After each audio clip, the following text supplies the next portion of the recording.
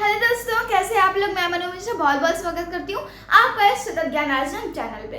देखो, आज हम लोग पढ़ने वाले हैं क्लास 8 का चैप्टर नंबर 3, जिसका नाम है synthetic fibres and the plastics. तो देखो, हम लोग इसके पिछले लेक्चर में हम पढ़े थे चैप्टर 1, जिसका नाम है क्रॉप प्रोडक्शन एंड मैनेजमेंट। देखो, अब आपके मन में एक क्वेश्चन उठा होगा, नहीं तो नहीं मन नहीं उठ रहा तो कोई बात नहीं, आप वीडियो को आगे कर दो, ठीक है। तो देखो, अभी हम क्या कर रहे हैं, जो हम आपके पूरे क्लास 8 के जितने भी साइंस के चैप्टर हैं, फिर मैथ के जितने चैप्टर्स हैं, एसएसटी के जितने चैप्टर्स, हम सबको लेके चल रहे हैं। लेकिन बस एक थोड़ी सी आपकी माफ़ी चाहेंगे, वो ये है कि जो आप जो चैप्टर्स रहेंगे उसका जो ऑर्डर रहेगा वो थोड़ा सा चेंजिंग रहेगा अकॉर्डिंग टू आवर सिलेबस, से हमारे सिलेबस के हिसाब से। तो प्लीज़ अभी हम लोग बात करते हैं अपने इस चैप्टर के बारे में। देखो, इस चैप्टर में हम लोग पढ़ने वाले हैं सिंथेटिक फाइबर। मेन टॉपिक हमारा होने वाला है यार फाइबर होने वाला है। समझ में आई बात? अब आपने क्लास 7 आपने पढ़ा था, बिल्कुल पढ़ा था। क्लास 7 में चैप्टर नंबर 3 था फाइबर टू फैब्रिक था, बिल्कुल। हम लोग उसमें फाइबर के बारे में जा रहे थे, फैब्रिक के बारे में जा रहे थे, उन दोनों के बीच में क्या कौन सा प्रोसेस आता है उसको हम लोग क्या कहते हैं, ये मुझे आप कमेंट सेक्शन में बताओ। उसके बारे में पढ़े थे कि नहीं? बिल्कुल पढ़े थे। वहां पे हम लोग 2 पार्ट देखे थे फाइबर के, जो कि था नेचुरल एंड मैन मेड। क्या था? नेचुरल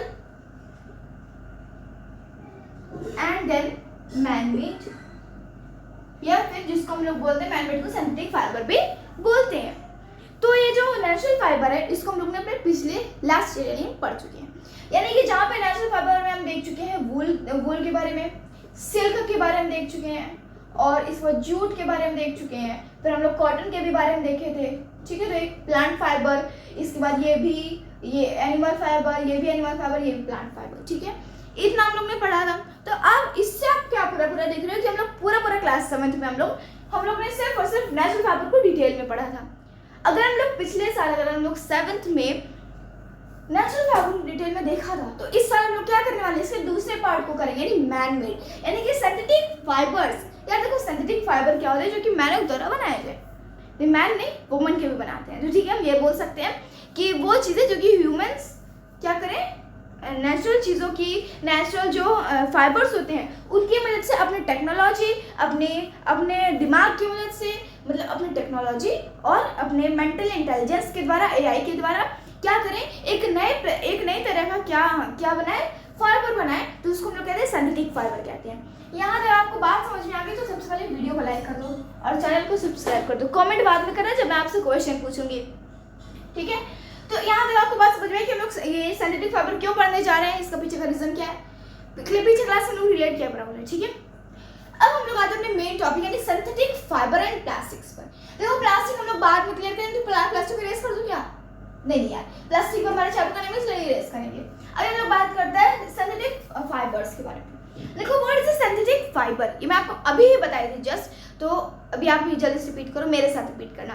तो what is a synthetic fibre, वो फाइबर जो कि एक बार फिर से, वो फाइबर जो कि मनुष्य के द्वारा नेचुरल फाइबर की मदद से उसमें अपनी टेक्नोलॉजी और अपने एआई आर्टिफिशियल इंटेलिजेंस ने, एचआई भी बोल सकते हैं, ह्यूमन मेड इंटेलिजेंस, ठीक है, जो ह्यूमन की इंटेलिजेंस है, ठीक है। तो टेक्नोलॉजी और ह्यूमन के दिमाग यानी ह्यूमन के इंटेलिजेंस से क्या होता है, एक नया प्रकार का जब फाइबर बनाया जाए तो उसको हम लोग कहते हैं सिंथेटिक फाइबर। देखो, इन दोनों में अंतर ये है कि जो बीच में क्या आ गया, टेक्नोलॉजी आ गई है, एआई आ गई है, ये इन दोनों को डिफ्रेंशिएट करती है, ठीक है। तो बात करते हैं अपने सिंथेटिक फाइबर के बारे में। देखो, अगर आप सबसे पहले बात करते हैं इन दोनों में डिफ्रेंशिएट हम क्यों ना पहले कर लें। देखो, जो हमारे पास जो नेचुरल फाइबर वो तो आप मुझे नीचे कमेंट सेक्शन में बताओगे। अभी हम बात करते हैं सिंथेटिक फाइबर के बारे में। देखो, सिंथेटिक फाइबर के भी बारे में कुछ एडवांटेजेस हैं और कुछ डिसएडवांटेजेस हैं। डिसएडवांटेज को भी हम थोड़ा सा बगल में करते हैं, अभी एडवांटेज पढ़ते हैं। जब हम लोग इस चैप्टर को पढ़े तो हमेशा कुछ पॉजिटिव लेके चलना चाहिए। तो अभी हम इसके सिंथेटिक फाइबर के एडवांटेजेस के बारे में जानते हैं। देखो, जो सिंथेटिक फाइबर यानी कि जो सिंथेटिक फाइबर से जो क्लॉथ्स बनते हैं वो क्या होते हैं, वो ज़्यादा दिनों तक चलते हैं, वो क्या होते हैं, ड्यूरेबल होते हैं, वो और क्या होते हैं, वो अफोर्डेबल होते हैं। क्या होते हैं? अफोर्डेबल होते हैं। ये हो गया पहला पॉइंट। दूसरा पॉइंट आपका क्या हुआ कि ये क्या करते हैं कि ये ज़्यादा water, they do not soak in such water, यानी जो इनके जो कपड़े हैं, जो वो कपड़े जो कि सिंथेटिक फाइबर से बने हो वो जल्दी नहीं सूखते हैं, ठीक है। या फिर हम ये भी बोल सकते हैं कि जो सिंथेटिक फाइबर्स के जो कपड़े होते हैं उनमें हवा पास करने के लिए क्या होती है, जगह नहीं होती। जैसे ये वाला कपड़ा ना सिंथेटिक फाइबर का मुझे लगता है बना है, क्योंकि मुझे बहुत ज़्यादा गर्मी अंदर से लग रही है, बाहर से हवा अंदर नहीं पास हो पा रही है, तो मुझे लगता है सिंथेटिक फाइबर। बाकी आप मुझे इस कपड़े को देख के बताएं मेरे ऊपर कपड़ा कैसा लग रहा है, और साथ साथ में बताना कि नेचुरल फाइबर का बना है या सिंथेटिक फाइबर का। नहीं समझना है तो मत बताना यार, इसमें कुछ है नहीं इसमें, ठीक है। अब हम बात करते हैं सिंथेटिक फाइबर के बारे में। तो तीसरा भी आपको पता चल गया, दूसरा भी। तीसरा एक बार मैं फिर से रिपीट कर देती हूँ, दे डोंट रिंकल इजीली, यानी कि इसमें आसानी से क्या नहीं आता, इसमें आसानी से रिंकल यानी कि क्या बोलते हैं यार उसको, रोआ, ठीक है, आसानी से रिंकल नहीं आते। और इसको अगर हम लोग अच्छे से रखें तो नहीं आते, बाकी अगर हम लोग इसको पोछा ओछा बना तो आ ही जाएंगे यार, ठीक है। सिंथेटिक फाइबर इतना समझ में आ गया। अब जैसे कि हम लोग ने नेचुरल फाइबर में हम जूट को देखे थे, कॉटन को देखे थे, ये सबको देखे थे, वैसे ही हम लोग सिंथेटिक फाइबर में रायन, नायलॉन, पॉलीमर, इन सब के बारे में जानेंगे, ठीक है। याद एक बात समझ में आ गई। अब इससे पहले कि हम इसके टाइप्स को पढ़ें, हम थोड़ा इसको डिटेल में पढ़ते हैं। देखो जो सिंथेटिक फाइबर, अभी पहले हम टाइप्स ऑफ सिंथेटिक फाइबर यहाँ लिखते हैं, टाइप्स पूरा लिखने की क्या जरूरत है, ऑफ सिंथेटिक फाइबर, ठीक है। तो यार इससे पहले मैं आपको जो बताने वाला था मैं बार बार भूल जा रही हूँ, अभी मैं आपको बता देती हूँ, ठीक है। इधर आपको मैं बताती हूँ, इसको ये मेन है, इसको प्लीज कॉपी में लिख ले, नहीं तो आप भूल जाएंगे, और मैं भी भूल गई थी, ठीक है। तो अभी बात करते हैं इसके बारे में। तो देखो जो फाइबर्स होते हैं, जो सिंथेटिक फाइबर्स होते हैं, अगर इनके उसके बारे में जान जाए कि इनके अंदर न्यूट्रिएंट्स कौन से होते हैं। न्यूट्रिएंट्स नहीं बोल सकते हैं कि इसमें ये जो फाइबर होता है, ये मैन मेड फाइबर्स होते हैं, वो दो कैटेगरी में जाते हैं। तो इसके टाइप्स हैं, लेकिन कैटेगरी दो में जाते हैं। कौन कौन से? एक होता है सेल्यूलोजिक और दूसरा होता है नॉन सेल्यूलोजिक। सेल्यूलोजिक और दूसरा होता है नॉन सेल्यूलोजिक, ठीक है, पहला और दूसरा, ठीक है। पहला की बात करें सेल्यूलोजिक, तो अभी हम जानते हैं इन दोनों पर जाने से पहले हम ये जान लेते हैं सेल्यूलोजिक का मतलब क्या होता है। यहाँ पे सेल्यूलोजिक लिखा है, इसका मतलब क्या होता है। तो देखो ये एक प्रकार का मटेरियल है, ये क्या है, एक प्रकार का मटेरियल है जो कि हमें प्लांट से ऑब्टेन होता है, हमें प्लांट से मिलता है, ठीक है। तो वो नेचुरल फाइबर्स जिसमें कि सेल्यूलोजिक फाइबर होता है, नहीं जिसमें सेल्यूलोज होता है उसे हम लोग सेल्यूलोजिक फाइबर कहते हैं, और जिसमें सेल्यूलोज नहीं होता है उसे हम लोग नॉन सेल्यूलोजिक फाइबर कहते हैं। आगे बात समझ में आई? बिल्कुल समझ में आई। आगे हम बात करते हैं इसकी, आगे हम बात करें तो जो सिंथेटिक फाइबर्स होते हैं, ये कुछ चेन से हम बोल सकते हैं बना होता है। चेन मतलब कि कुछ रिपीटेड यूनिट, यानी कि मान लो इस जो आप चेन देखें जो गले में जो जिससे कुछ जानवर को बांधा जाता है, वो कैसे होती है, यहाँ से स्टार्ट होती है, फिर यहाँ से, फिर ऐसे, फिर ऐसे, फिर ऐसे, फिर ऐसे, फिर ऐसे, फिर ऐसे, ठीक है। तो इस प्रकार से जुड़ी हुई होती है। तो ये क्या होता है, इस चेन को हम लोग पूरी क्या कहते हैं, इस चेन को हम लोग कहते हैं रिपीटेड यूनिट्स। वो रिपीटेड यूनिट्स जैसे इस प्रकार से ज्वाइन हुए हैं उनको हम लोग क्या कहते हैं, पॉलीमर कहते हैं। एक एक पॉइंट मैं यहाँ पर पॉइंट लिखूंगी। पहला पॉइंट है पॉलीमर। समझ में आई बात? नहीं समझ में आई तो फिर से बता देती हूँ इन इंग्लिश।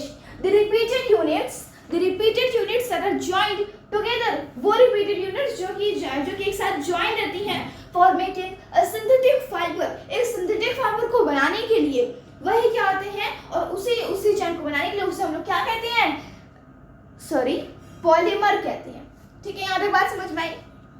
इसके बारे में बात करते हैं, पॉलीमर के बारे में।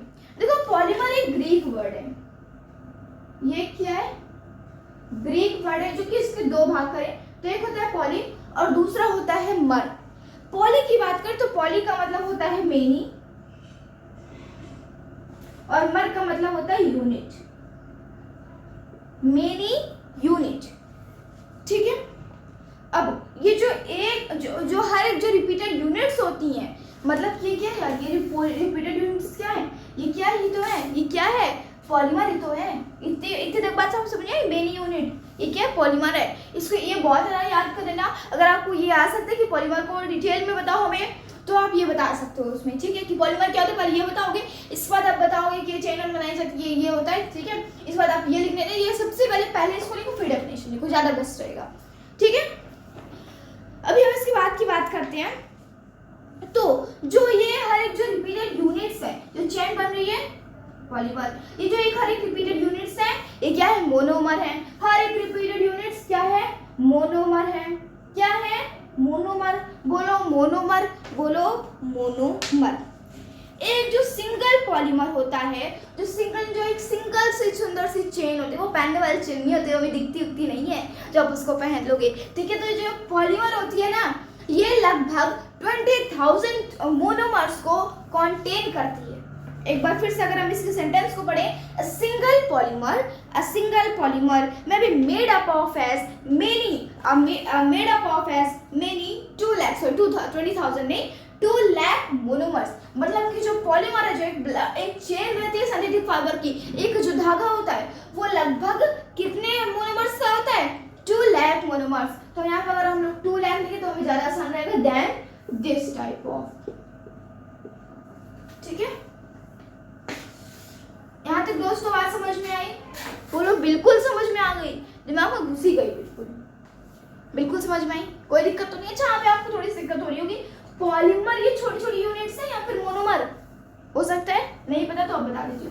जो बड़ी सी चेन है ये पॉलीमर है, जिसमें एक जो रिपीटेड यूनिट्स है ये मोनोमर है। क्या है, मोनोमर है।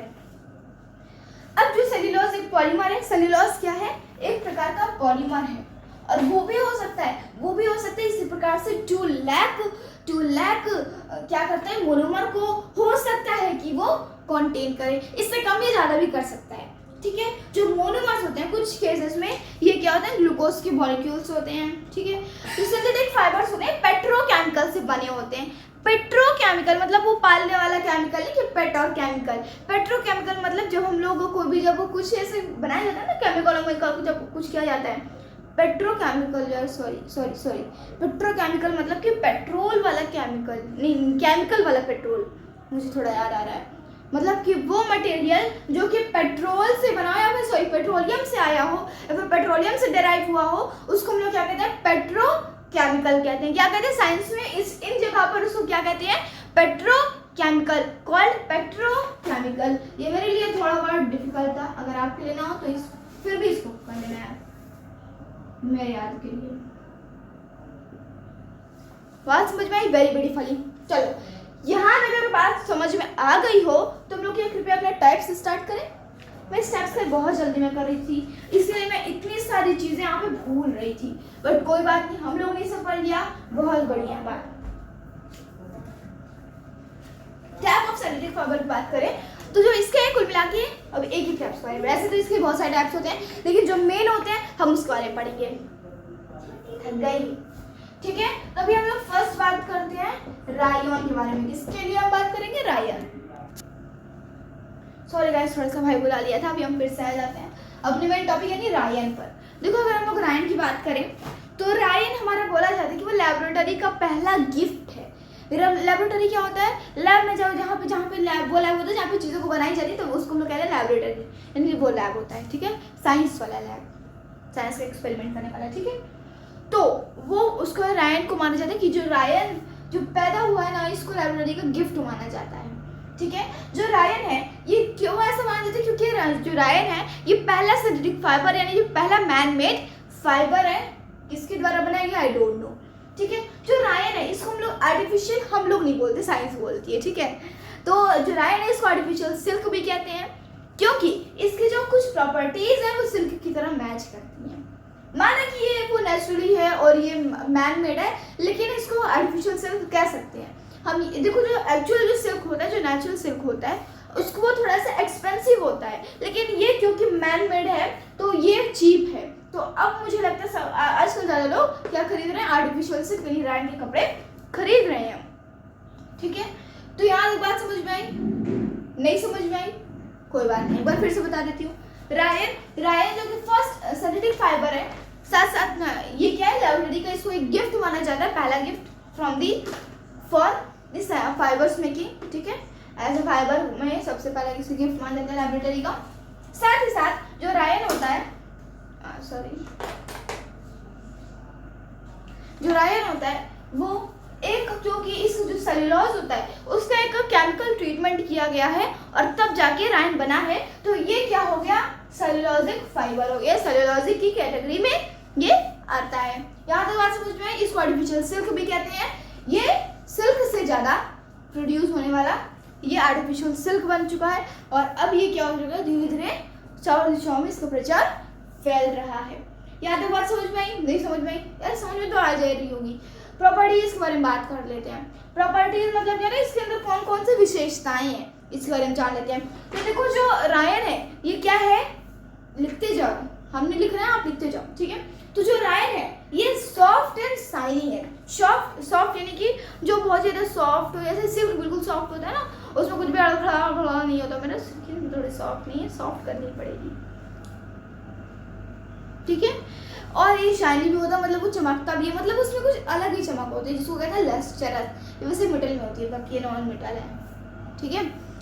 ये अपने मेन टॉपिक पर हम थोड़ा फोकस करें तो हमें ये पता चलता है जो रायन है ये सॉफ्ट और शाइनी है। ये इसकी पहली कैरेक्टरिस्टिक है, इसकी पहली प्रॉपर्टी है। दूसरा, ये सिल्क से कम एक्सपेंसिव है, जैसा कि ये सिंथेटिक फाइबर है, ठीक है, सिंथेटिक फाइबर है। इसके बाद बात करें तो इसको पहनने में भी कंफर्टेबल लगता है। कंफर्टेबल यानी मुझे तो यार फ्रॉक सॉक्स नहीं समझ में आता, क्योंकि ज़्यादातर हम लोग देखें तो फ्रॉक्स जो होते हैं वो रायन से ही बने होते हैं, तभी तो इतने चमकते हैं। लेकिन मुझे लगता है यार मुझे फ्रॉक्स नहीं अच्छा लगता, क्योंकि बहुत ज़्यादा गड़ता है और वही मुझे नहीं पसंद है। तो मुझे जहाँ तक लगता है ये रायन नहीं अच्छा लगता, मुझे अब फ्रॉक्स नहीं अच्छी लगती। यहाँ पे जो बोल रहे थे इसको पहनने में अच्छा लगता है। हाँ, मेरे पास एक टी शर्ट है ऐसी जो कि बिल्कुल अच्छी जगह, इसको कहीं पे भी मोड़ो ना तो वो अलग से चमक देता है। तो वो मुझे लगता है वो रायन है, वो रायन का कपड़ा है। ऐसे आपके पास जितने कपड़े हैं ना उसको एक बार देखा करो कि ये कौन सी, ये आर्टिफिशियल है नेचुरल है। अच्छा, इसमें हवा पास हो रही है, मतलब कि सिंथेटिक फाइबर है। अच्छा, कौन सा हो सकता है? अगर ऐसा आप देखोगे ना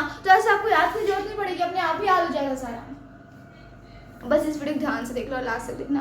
17 मिनट जल्दी हो गए, हम लोग अपना टॉपिक भी नहीं कंप्लीट कर पा रहे हैं। तो इधर रायन की बात करते हैं। रायन और इस बारे में जाने तो ये मॉइस्चर को भी एब्जॉर्ब करती है। यहाँ तक देखने के बाद अब हम जानते हैं इसके यूजेस जानते हैं। इसके यार फ्रॉक्स बनाए जाते हैं, हम लोग बगल में फ्रॉक्स की फोटो ही जानकर बड़ी खुशी मिल रही है, ठीक है। तो रायन की गाइस कपड़े बनाए जाते हैं, जैसे फ्रॉक्स बनाए जाते हैं, ब्लैंकेट्स बनाए जाते हैं, यानी ओढ़ने वाला चादर बनाया जाता है। इसके साथ साथ और टेंट वेंट भी शायद मुझे लगता है बनाया जाता है। इसके बारे में बात करें तो इसका जो इंडस्ट्रियल यूज के बारे में बात करें तो industrial use of red included the medical treatment, medical surgery. यहाँ पे मेडिकल सर्जरी के जो प्रोडक्ट्स होते हैं, जो टायर होते हैं, जो टायर कॉर्ड होता है, वो सब किसके बने होते हैं? वो बने होते हैं रायन। किसके बने होते हैं? रायन के बने होते हैं। एक मिनट गाइस, ठीक है। तो यहाँ तक बात समझ में आई। अब हम बात करते हैं सेकेंड के बारे में। सेकेंड आर्टिफिशियल सिंथेटिक फाइबर जो कि है नायलॉन। नायलॉन की थोड़ा बात कर लेते हैं। नायलॉन क्या है? फर्स्ट नॉन सेलुलोजिक है। ये सेलुलोजिक और मैन-मेड फाइबर था, तो इससे हम ये नहीं बोल सकते कि ये सेकंड है। हम लोग ये बोल सकते हैं कि रायन बनाने के बाद सारी क्या बनाया गया? सेलुलोजिक फाइबर बनाया गया है। और इसके बाद ये पहला बनाया गया है जो कि नॉन सेलुलोजिक फाइबर है, वो है नायलॉन। अब इसके बारे में और थोड़ा डिटेल में हम देखें तो जो नायलॉन है उसको वो एक synthetic fibre non cellulosic fibre है जो कि डियो पॉइंट कंपनी जो कि यूएसए में है, वहां पे इसको क्या किया गया था? बनाया गया था, या फिर हम बोल सकते हैं इसको बनाना डेवलप किया गया था, ठीक है। ये सिर्फ फर्स्ट मैन्युफैक्चर्ड क्या है? फर्स्ट मैन्युफैक्चर्ड ये है जो कि वहां पे बनाई गई थी, डियो पॉइंट कंपनी बनाई गई थी, जो कि ये काम कब हुआ था? 1939 में हुआ था, इतने साल पहले। और अब इसका प्रचार है ना हम लोग को बढ़ाया जा रहा है नायलॉन, ठीक है। अब इस बार बोला जाए कि पूरी तरीके से केमिकल से बना हुआ है। नायलॉन पूरी तरीके से केमिकल ही प्रोड्यूस है, इसमें कोई भी सेलुलोज कुछ भी नहीं है, इसलिए नॉन सेलुलोजिक के कैटेगरी में आता है, ठीक है। क्योंकि अब पूरी तरीके से उसमें बना, तो जितने भी रेनकोट आते हैं, अम्ब्रेलाज आते हैं, वो सब किसके बने होते हैं? नायलॉन के बने होते हैं। रैन के नहीं, नायलॉन के बने होते हैं, ठीक है। अब इसमें थोड़ी प्रॉपर्टीज की साइड जाते हैं तो प्रॉपर्टीज ये बहुत ज़्यादा स्ट्रांग होता है, मुझे नहीं लगता, क्योंकि मैंने एक बार अपने रेनकोट को ही फाड़ दिया था, पता नहीं कहाँ से वो स्ट्रांग था। बाकी हम लोग उसकी प्रॉपर्टी देखें तो ये it is very strong. Second है इट इज़ लाइट, ये क्या है? हल्का रहता है और इलास्टिक, यानी कि तन भी सकता है, तभी तो मैंने फाड़ा था उसको तान को, ठीक है। तो नायलॉन की दूसरी प्रॉपर्टी समझ में आ गई। तीसरी, ये आसान रहती है ठीक है, ये आसान रहती है होने में और उसमें रिंकल्स नहीं आते हैं। सिंपल जब केमिकली बनाई गई तो उसमें रिंकल कैसे आएंगे, ठीक है, नेचुरली में रिंकल्स ज़्यादा आते हैं। इसके बाद बात करते हैं नायलॉन। चौथी प्रॉपर्टी के बारे में बात करें तो ये क्या होता है, बहुत जल्दी ये सूख जाता है, ठीक है, ये क्या होता है, बहुत जल्दी ये ड्राई अप हो जाता है, ठीक है। यहाँ भी बात समझ में आ गई, सेकंड वाले पार्ट तक आपको भी बात समझ में आ गई है। अब हम लोग बात करने वाले हैं पॉलीएस्टर के बारे में। यहाँ तक बिल्कुल बात समझ में आई या नहीं आई? I am asking you last time, Ryan first, यार आप कुछ पहले पास में यहाँ तक ये वाली बात समझ आई थी कि मैंने रेस कर दी? बिल्कुल आई होगी, चीज़ें तो मुझे रखना ही नहीं चाहिए। तीसरे के बारे में बात करते हैं जो कि है पॉलीएस्टर, सॉरी तीसरा पॉलीएस्टर के बारे में बात करते हैं। तो देखो व्हाट इज द पॉलीएस्टर, देखो इसके नाम से ही पता चल रहा है कि पॉली प्लस एस्टर। पॉली का भी मतलब हम लोग ने देखा था, पॉली का मतलब होता है मेनी और एस्टर का मतलब इलास्टिक वाला, मुझे कुछ ऐसा लगता है, ठीक है, इलास्टिक। इसके अब यहाँ तो आपको बात समझ, अभी पॉलिएस्टर के बारे में जाने, जो कि एक सिंथेटिक फाइबर है, सिंथेटिक फाइबर है जो कि पॉलीमर की तरह होता है, मतलब जैसे पॉलीमर होते नहीं है उसकी हम बोल सकते हैं, ठीक है, पॉलीमर, जो कि इसका नाम को सजेस्ट यानी उस नाम से, पॉलीमर के नाम से आया पॉलीएस्टर, ठीक है। अब इसकी कुछ डिफरेंट वैरायटीज होती हैं, ठीक है, डिफरेंट वैरायटीज में कौन कौन आती है? एक होता है टेरिलीन, क्या आता है? टेरिलीन, TERELENE, लिख देती हूँ, बड़ी बड़ी स्पेलिंग मैं बताने जा रही हूँ, इसमें लिख दे रही हूँ, क्या है? टेरिलीन। और दूसरी आती है पेट, क्या आती है? पेट। पेट का फुल फॉर्म क्या होता है? पेट का फुल फॉर्म है पॉलीथीन पॉलीएथिलीन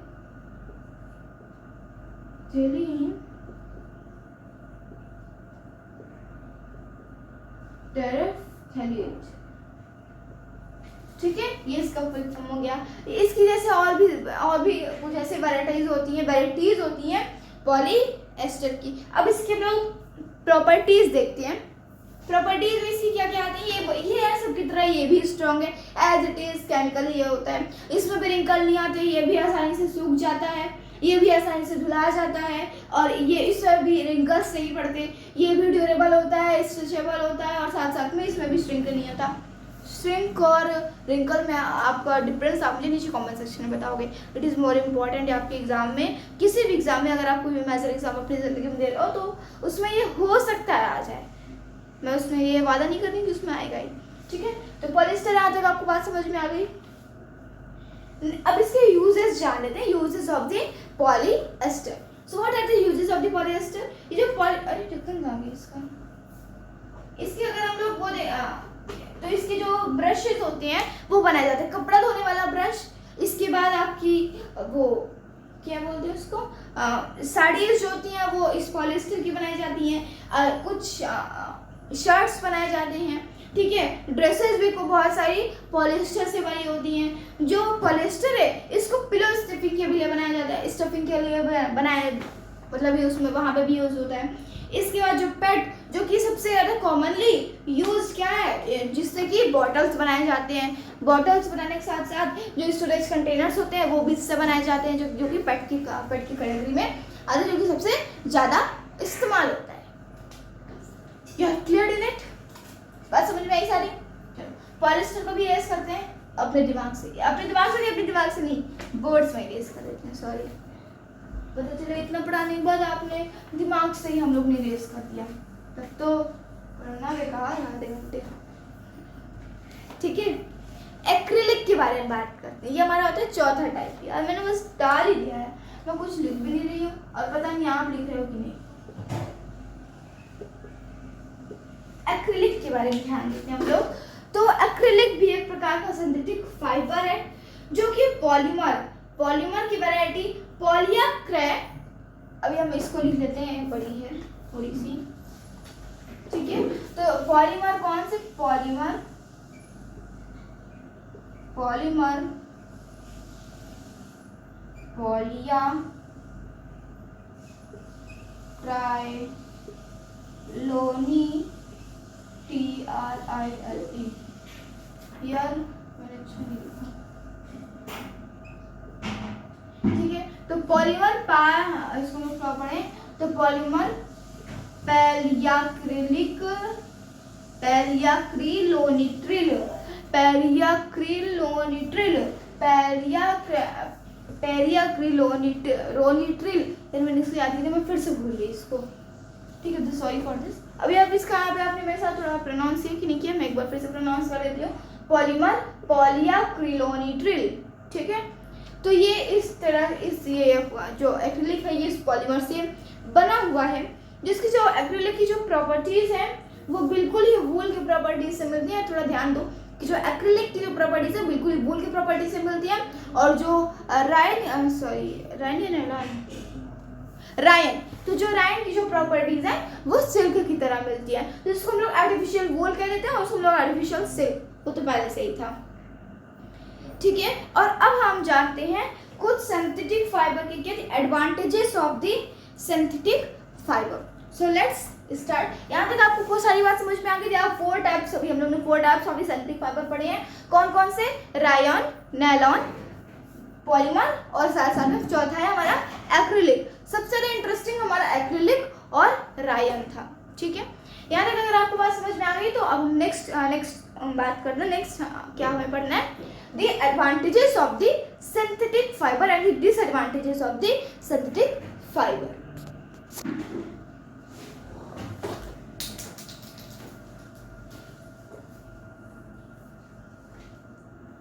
अब हम लोग बात करते हैं किसके टाइप्स पे, निकाल देती हूँ।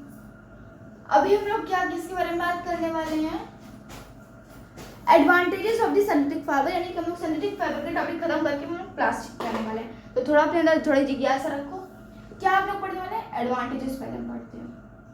तो देखो जो एडवांटेजेस, सबसे पहला एडवांटेजेस ये जल्दी सूख जाता है। जल्दी सूख जाने का मतलब क्या है कि कम पानी एब्जॉर्ब करता है। देखो जब कोई चीज कम पानी एब्जॉर्ब करती है ना तो इसको हम लोग पॉजिटिव देखें तो ये जल्दी सूख जाती है, और अगर निगेटिव देखें तो जो हमें जो स्वीट ग्लैंड्स होते हैं, जो हमें स्वीट्स होते हैं, वो ही नहीं एब्जॉर्ब कर पाता, और जब वो नहीं एब्जॉर्ब कर पाता तो बहुत ही ज़्यादा अंदर गर्मी हो जाती है हमारे कपड़ों के अंदर, as it is synthetic fibre. So I can feel कि मुझे कितनी अंदर गर्मी लग रही है, लेकिन देखो ये बिल्कुल भी गीला नहीं है क्योंकि ये लेस वाटर एब्जॉर्ब करता है। अभी हम लोग पॉजिटिव एडवांटेज देखें तो जल्दी सूख जाता है। इस प्रकार से अम्ब्रेला जो होता है उसको हम लोग ऊपर क्यों लेते हैं, क्योंकि उसके फिर वो जल्दी पानी नहीं पास करता है, ठीक है।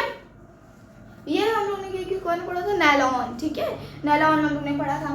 तो यहाँ पे आपको बात समझ में आ गई कि जो पहला एडवांटेज है कि जल्दी सूख जाता है, सबसे बड़ा एडवांटेज इसी को बोला गया है।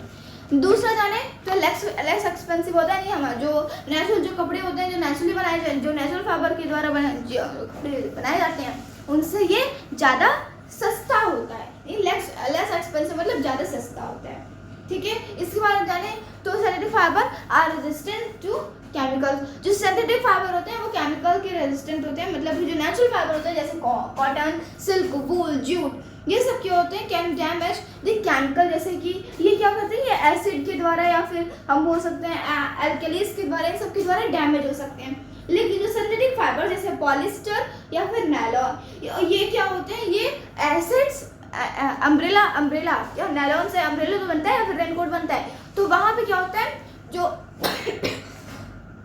सॉरी वो क्या करता है, एसिड्स और एल्कलीज को क्या करता है, एब्जॉर्ब नहीं कर पाता। एब्जॉर्ब नहीं कर पाता मतलब इससे रेजिस्टेंस नहीं होता। अगर मान लो उसके ऊपर एसिड भी फूंक दो ना तो उसको कुछ नहीं होने वाला। किसको कुछ नहीं होने वाला, पॉलिस्टर, हाँ पॉलिस्टर, और किसको, नायलॉन को, यानी अम्ब्रेला वगैरह को, रेनकोट को, ठीक है। यहाँ तक आपको दूसरी तीसरी भी समझ में आ गई। चौथी अब आपके पास, हमारे पास तो और कुछ नहीं है, अब है डिसएडवांटेज। तो इसके पहले हम थोड़ा इसको छोटा वाला ये बना देते हैं, ठीक है, और इसका आगे एस और आई और डी, ये बन गया हमारा डिसएडवांटेज, ठीक है।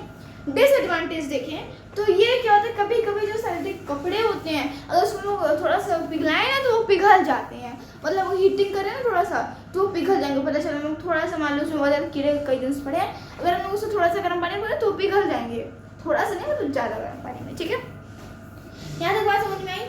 और जाने तो मैंने एक और आपको बताया था कि ये जो स्वीट ग्लैंड है जब वो स्वीट्स को प्रोड्यूस करती है तो वहाँ पे क्या होता है, ये स्वीट्स को क्या नहीं कर पाता है, एब्जॉर्ब नहीं कर पाता है, ना ये स्वीट को एब्जॉर्ब करता है, जो कि हमें अनकंफर्टेबल लगता है पहनने में। जो सिंथेटिक क्लॉथ्स होते हैं वो जो स्किन को भी हवा पास नहीं करता, नहीं स्किन हमारी ब्रीथ नहीं कर पाती है। तो इस समय गाइस में बहुत गर्मी लग रही है, 30 मिनट हो चुके हैं। यहाँ तक आपको सारी बात समझ में आई? बोल बिल्कुल समझ में आ गई, बिल्कुल दिमाग में बिल्कुल घुस गई। अब हम लोग जानने जा रहे हैं अबाउट द प्लास्टिक्स। तो अभी हम थोड़ा सिंथेटिक फाइबर को इरेज तो नहीं कर सकते, ये डिसएडवांटेज एडवांटेज थोड़ा हटा कर हो सकते हैं। देखो यार, प्लास्टिक्स एक प्रकार का पॉलीमर है। पॉली मतलब मिनी और मर मतलब यूनिट, तो मिनी यूनिट। तो जो प्लास्टिक है ये बहुत इंपॉर्टेंट है। प्लास्टिक का टॉपिक हमारा शुरू हुआ है, तो जो एक मिनट,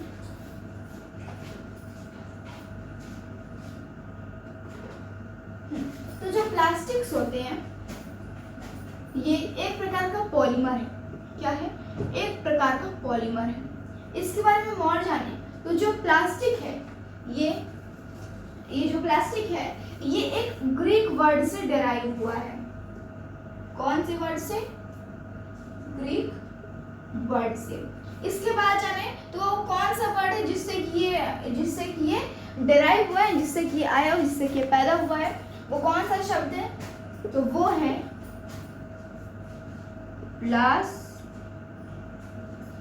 प्लास्टिकोस। प्लास्टिकोस का मतलब होता है कैपेबल, बहुत गर्मी लग रही है, ऑफ बीइंग शेप्ड और मोल्डेड। बात समझ में आई? समझ में आई कि नहीं? यहाँ तक आपको इसकी बात समझ में आई? नहीं समझ में आई? चलो मैं समझा देती हूँ। तो प्लास्टिक ग्रीक वर्ड है, जो वो ग्रीक वर्ड कौन सा है हमारे पास? प्लास्टिकोस। उस प्लास्टिकोस का क्या मतलब होता है? कैपेबल ऑफ बीइंग शेप्ड और मोल्डेड। वो इसके पास वो काबिलियत होती है कि वो उसको फिर से शेप किया जा सकता है, या फिर वो एक शेप बनाया जा सकता है, या फिर उसको मोल्ड किया जा सकता है। उसका शेप थोड़ा बेकार जो मैंने वो कर लो, उसके साथ खिलवाड़ भी कर लो। ठीक है, यहाँ तक आपको बात समझ में आई? देखो यार, अगर इसके कुछ एडवांटेज डिसएडवांटेज हम थोड़ा बाद में देख लेंगे। अभी अपने थोड़े मेन टॉपिक पर फोकस करें तो मुझे लगता है मेरे लिए ज़्यादा बेस्ट रहेगा। ठीक है, देखो जो प्लास्टिक्स होता है उसको दो कैटेगरीज में डाला गया है, वो है थर्मोप्लास्टिक,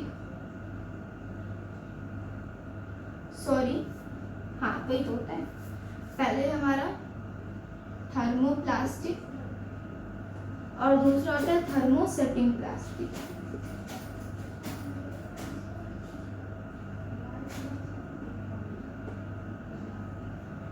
ठीक है, थर्मोप्लास्टिक के बारे में जाने तो जो थर्मोप्लास्टिक्स, देखो अगर हम देखें जो प्लास्टिक्स होते हैं वो किससे बने होते हैं? वो एक प्रकार जैसे हमने देखा वो पॉलीमर होते हैं। तो जब वो पॉलीमर होते हैं तो किससे बने होते हैं? मोनोमर से बने होते हैं।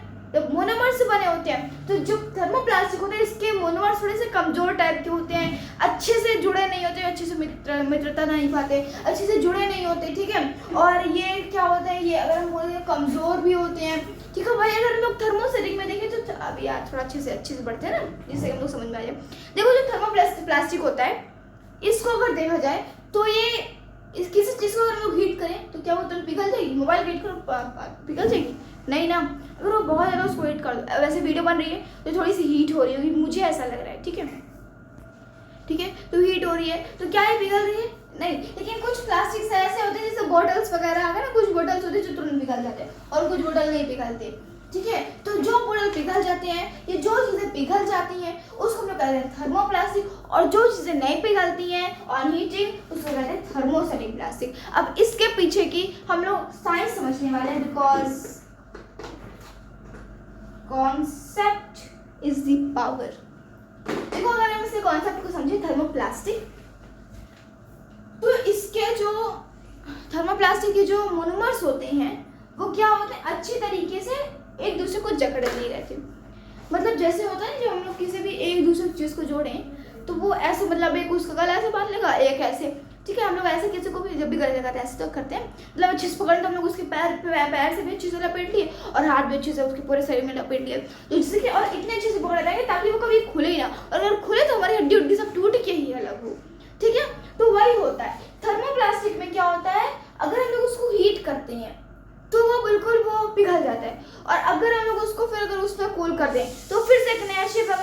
के कूल कर दें तो फिर से नया शेप ले लेता है। उसी प्रकार से जो हमारे जो कई बार होता है बोतल्स जो पड़ी जाती हैं और जो कैंस जो होते हैं उनको क्या होता है पिघला कर एक नया शेप दिया जाता है और इससे कि हम लोग प्लास्टिक को रियूज कर सकते हैं, है कि नहीं? ऐसा रिड्यूस कर सकते हैं कि नहीं? बिल्कुल कर सकते हैं। बात समझ में आई? थर्मोप्लास्टिक्स के जो वो होते हैं, थर्मोप्लास्टिक्स के जो मोनोमर्स होते हैं वो कमजोर दिल वाले होते हैं, वो अच्छे से एक दूसरे जकड़ नहीं रहते, थोड़े थोड़े दुश्मनी जो मत पकड़ाओ ऐसे, ठीक है? तो लेकिन जो थर्मोसेटिक्स के जो मोनोमर्स होते हैं वो अच्छी तरीके से जकड़े होते हैं, वो अलग नहीं होने वाले जब तक उनको तोड़ ना दो। वो टूट गए मतलब कि टूट गए, अब वो रीशेप्ड नहीं हो सकते, वो माउल्ड नहीं हो सकते। वही थर्मोप्लास्टिक को देखें तो वो रीशेप भी हो सकते हैं, पहले तो पिघल भी जाएंगे फिर ठंडे भी हो जाएंगे, उनको रीशेप कर दो रीशेप भी हो जाएंगे, इधर उधर मुड़ भी जाएंगे, मोल्ड भी हो जाएंगे। तो ये सब किस में आता है? थर्मोप्लास्टिक। इन दोनों को डिफरेंस बिल्कुल समझ में आया होगा। नहीं समझ में आया तो फिर से समझो, अपने मन से समझो। मेरा जो काम तो भाई मैं समझा रही, नहीं समझ में आया मैं फिर से समझा रही हूँ। थर्मोप्लास्टिक्स जो हीट होने पर पिघल जाए, क्योंकि ऐसे जो मोनोमर्स होते हैं ये कमजोर हिल वाले होते हैं, कमजोर होते हैं और अच्छे एक दूसरे को ज्वाइन नहीं रहते, इससे ज्वाइनिंग होती है वो अच्छी तरीके से स्ट्रॉन्ग रहती है, इससे टूट जाता है। थर्मोसेटिंग प्लास्टिक जो होते हैं, थर्मोसेटिंग प्लास्टिक्स होते हैं ये अच्छे लोग होते हैं, ये एक दूसरे को अच्छे से जकड़े रहते हैं ताकि जन्मों तक अलग ना हो सके, और अगर अलग हो भी जाए तो बिल्कुल अलग हो जाए, मतलब वो फिर से जुड़ ना सके, फेविक्विक से जुड़ना है फिर हम लोग उसको। ठीक है, यहाँ तक बात समझ में आ गई? चलो अब बात करते हैं इन थोड़े एग्जाम्पल्स के बारे में। एग्जाम्पल्स इससे बहुत जरूरी होता है। थर्मोप्लास्टिक हम लोग एग्जाम्पल देखिए, जो थर्मोप्लास्टिक तो जैसे फूड कंटेनर हमें मिलेगा, जो डब्बा ही होता है जिसमें हमें चीनी रखती है, जिसमें नमक रखती है और जिसमें मसाला रखती है, वो क्या होता है? वो होता है थर्मोप्लास्टिक का बना होता है। ठीक है, वही अगर हम लोग देखें जो कढ़ाई होता है ना, कई बार कढ़ाई जब हम लोग उसे उठाते हैं तो बहुत ज़्यादा गर्म रहती है, वही अगर आजकल की जो कढ़ाई आ गई है उसको पूरी लोहे की रहेगी और फिर जो बगल जो उसका स्टैंड रहेगा वहाँ पे थोड़ा सा प्लास्टिक का रहेगा और फिर जब आप उसे ढक तो वो क्या होता है? गर्म नहीं होता है। क्यों नहीं गर्म होता? जब वो पिघल भी सकता था। क्यों नहीं पिघला? क्योंकि वो थर्मोसेटिंग प्लास्टिक है। क्यों नहीं पिघला? क्योंकि वो थर्मोसेटिंग प्लास्टिक है। वो गर्म होने पे पिघलता नहीं, उस पर आग जला दो तो बिल्कुल टूट जाएगा लेकिन पिघलेगा नहीं। ठीक है, थर्मोसेटिंग प्लास्टिक समझ में आई? एग्जाम्पल तो बिल्कुल समझ में आया होगा। नहीं समझ में आया फिर से समझो। जिस पे हम चलते हैं ना शहर में, फ्लोर टाइल्स होती है ना, वो भी इसी से बनी होती है। किससे पता है? थर्मोसेटिंग से। जो पे जो भी प्लग है ना, ये देखो, सुन रहे हो? तो ये क्या है? ये भी जो स्विच होती हैं वो भी थर्मोसेटिंग की बनी होती है। जो हमारी घड़ियां होती है ना, वो भी थर्मोसेटिंग की होती है। उसको तोड़ देते हैं हम लोग तो टूट ही जाती हैं बिल्कुल। याद है? बिल्कुल बात समझ में है? देखो यार, थर्मोप्लास्टिक और थर्मोसेटिंग बहुत अच्छा है। इसको हम लोग बस 2 मिनट में बस देखो और 2 मिनट में याद हो जाती है बस। ठीक है, क्योंकि मुझे बहुत जल्दी सबसे पहले तो मुझे तो यही याद हुआ था। इसके आगे बात करते हैं, 40 मिनट्स होने वाले हैं, इसके बारे में बात करें। इससे आगे बात करें तो जो प्लास्टिक के हम लोग कुछ एडवांटेज देख लेते हैं।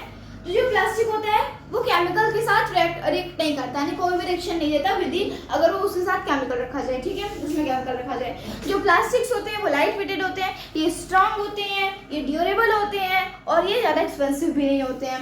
फिर से समझाती हूँ, ये केमिकल्स के साथ रिएक्ट नहीं करते हैं, उनके साथ लड़ते झगड़ते नहीं कि मान लो लड़के झगड़ के फिर खून आ जाए बाहर, गौर यार थोड़ा। ठीक है, इस बार बात करें लाइट वेट, यानी इसका जो वेट होता है ये हल्का होता है, ये स्ट्रांग होते हैं, ड्यूरेबल यानी कि ज़्यादा दिनों तक चलते हैं और इनएक्सपेंसिव मतलब कि चीप यानी कि सस्ते होते हैं। अब जो प्लास्टिक्स होता है वो थर्मल भी हो सकता है, इलेक्ट्रिकल भी हो सकता है। थर्मल और इलेक्ट्रिकल दोनों ही अगर आपको ना समझ में आए तो please comment in next video यानी अगले वीडियो में। ठीक है, dangerous of the using plastic, यानी जो हम प्लास्टिक को यूज़ करते हैं तो इसका कुछ हर एक चीज़ में एडवांटेज होते हैं तो ऑब्वियसली वाले डिसएडवांटेज भी होते हैं। तो डिसएडवांटेज मैं थोड़ा आपको बताती हूँ। डिसएडवांटेज, इन्वायरमेंटल डैमेज तो आपको पता ही है। इन्वायरमेंटल, जब भी हम लोग प्लास्टिक को यूज़ करते हैं, प्लास्टिक को यूज़ करने के बाद हम लोग जब अपने सराउंडिंग में उसको फेंक देते हैं तो वो क्या होता है, मिलियन साल तक वो क्या होता है, सड़ता नहीं, यानी वो मिट्टी के साथ नहीं मिलता। और इससे क्या हो जा रहा है, हमारे भारत का बहुत ज़्यादा, इस दुनिया में बहुत ज़्यादा टुकड़ा किसका है, बहुत ज़्यादा जो ज़मीन है वो किस में चली जाती है, इन्हीं चीज़ों में चली जाती है, मतलब कि उसमें कूड़ा कबाड़ यानी प्लास्टिक्स होते हैं ज़्यादातर। ठीक है, और ये उसी का कारण है, क्योंकि जो प्लास्टिक्स नहीं होते मतलब कि जो ऑर्गेनिक होते हैं वो तो मिट्टी में मिल जाते हैं, और जो प्लास्टिक है वो इनऑर्गेनिक है, मतलब कि वो मिट्टी में नहीं मिल सकते। तो क्या होता है फिर ये लैंड पर कूड़ा इकट्ठा हो रहा है। ठीक है, जिससे कि लैंड जो बची खुची जो लैंड भी है वो भी क्या हो रही है, अब उसमें कूड़ा जा रहा है, ठीक है, ये प्लास्टिक जा रहे हैं। इन्वायरमेंटल डैमेज सबको समझ में आया, यानी कि इन्वायरमेंटल जो हम अपने सराउंडिंग में जितने भी क्या हो रहे हैं, हम लोग जो प्लास्टिक्स फेंक रहे हैं, इससे एनिमल लाइफ को भी थ्रेट्स पहुंच रहा है। एनिमल लाइफ को भी थ्रेट्स पहुंच रहा है, मतलब कि उनको भी कुछ डैमेज हो रहा है। पॉल्यूशन जो हो रहा है वो अलग से, प्लास्टिक वेस्ट जो हो रहा है वो अलग से। ये सारी चीज़ों को हम लोग रिड्यूस ये सब हम लोग पिछले साल ही पढ़ चुके हैं विद रियूज एंड रियूज। और यहीं पे हम लोग ने पिछले वाले क्लास 7 की वीडियो हम लोग यहीं पे ख़त्म कर दिए थे। लेकिन जो क्लास 8 है यहाँ पे हम लोग पूरा सिंथेटिक फाइबर को इन डिटेल में पढ़ के प्लास्टिक्स की 2 टाइप्स और वो किस शब्द से आया है इसको पूरा पढ़ के फिर इस वीडियो को और इस चैप्टर को बंद करते हैं। समझ में आए? बिल्कुल मेरी मेहनत के बाद आपको तो बिल्कुल समझ में आए। इसमें सिर्फ मेरी मेहनत नहीं है, आप इस वीडियो को लास्ट तक देखियो, इसमें आपकी भी मेहनत है। और अगर आपको इस वीडियो को अच्छी लगी हो, अच्छे लगने की बात छोड़ो, अगर आपको इस वीडियो समझ में आई हो या ना भी समझ में आए ना, तब भी इस वीडियो को लाइक और चैनल को सब्सक्राइब। और जो मैंने आपसे क्वेश्चन पूछा उसको नीचे कॉमेंट सेक्शन में लिखना मत भूलना। तो आज के लिए इतना ही, तब तक के लिए thank you and bye bye.